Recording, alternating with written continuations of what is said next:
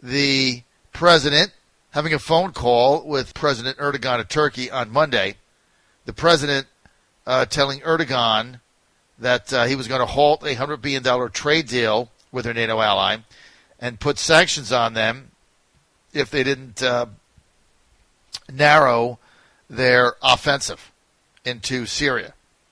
The president also is asking Turkey to broker a ceasefire with the Kurds. They want Turkey to be able to execute their objectives without the slaughter of the Kurds. Now, let me bottom line this for you. Trump has been criticized by the other NATO allies for leaving Syria. This is what I find to be amazing about America First policies. And while this president can only serve through 2024, the America First Party, the America First movement is going to live on. And that's why I'm here. Because I am telling you it is going to live on. The Romneys and the Grahams are not taking the party back over. The Kasichs, the warmongers, the neocons are not doing it. This movement will endure, folks. Let me ask you something. NATO allies are criticizing President Trump for pulling out of Syria. I find this to be explosion of the mind.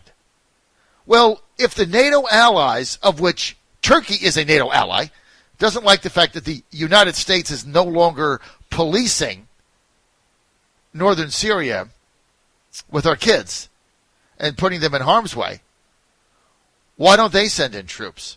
France has got troops. Where's their troops? UK has got troops. Send in those. Germany, send those troops in. Who else is part of NATO? Belgium, Greece, send them in too. Let them spend the money. Let their kids come home dead or maimed in a war that we have absolutely nothing to do with. Let them do it. Let me ask you something. For those of you jumping up and down, yelling about the Kurds, and we abandoned them, and we need to be in Syria in perpetuity, let me ask you a honest question.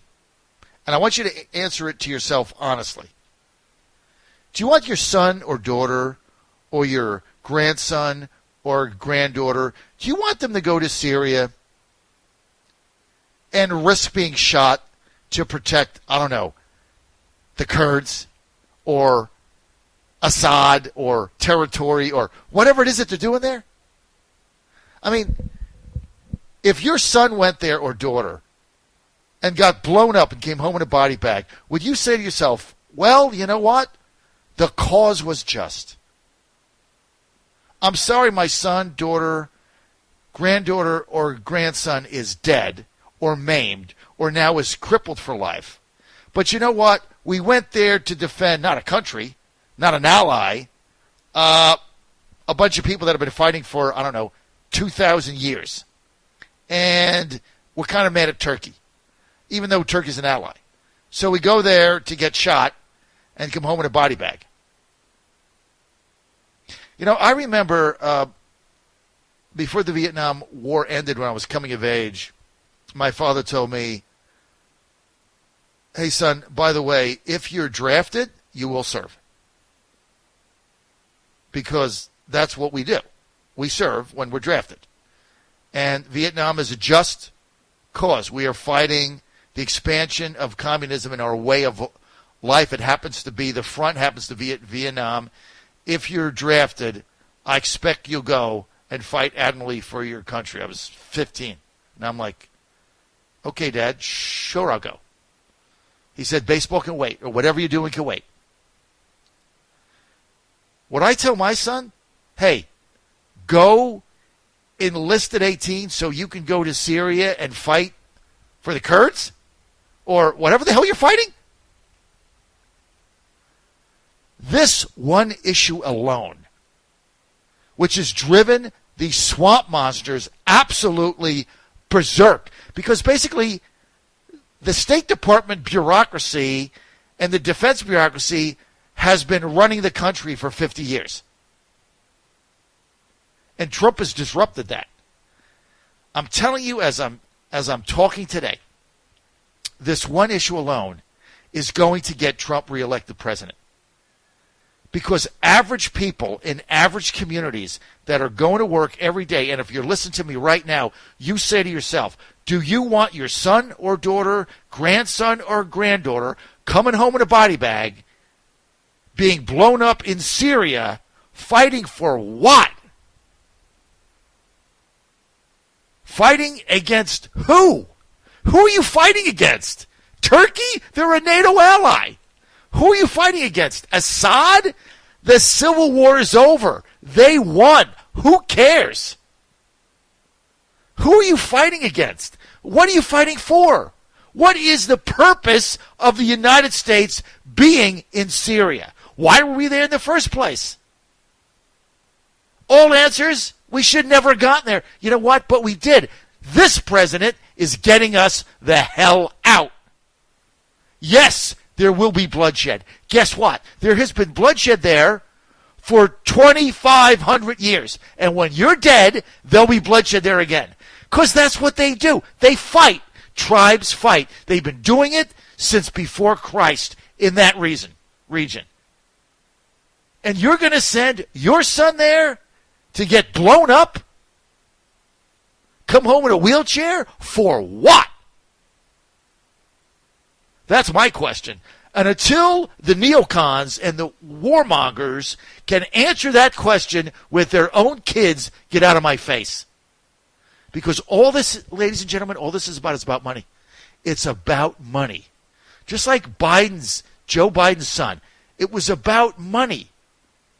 The billions and billions and billions of dollars that the defense contractor industry makes is sick off these wars. Billions. So many people getting rich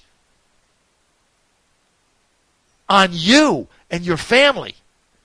We're the middle class schmucks of America that go send our kids off to fight in these meaningless wars.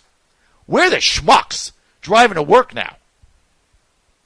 We send them off so the defense contractors and their lobbyists can make billions with a B of dollars. And then they take that money and they go fund the neocon network. Neocons are neoconservatives. Somebody asked me, what does that mean? Neoconservatives who want a muscular U.S. foreign policy and be involved all over the world. Troops, perpetuities, everywhere. I don't even know why we have troops in Japan or Germany. Get them out too. Get them all out. Let them defend themselves. And then the NATO allies criticizing us? All right, let's go to the phone lines because I'm really fired up on this. And I'm telling you, this is a defining moment for the Trump administration and this president.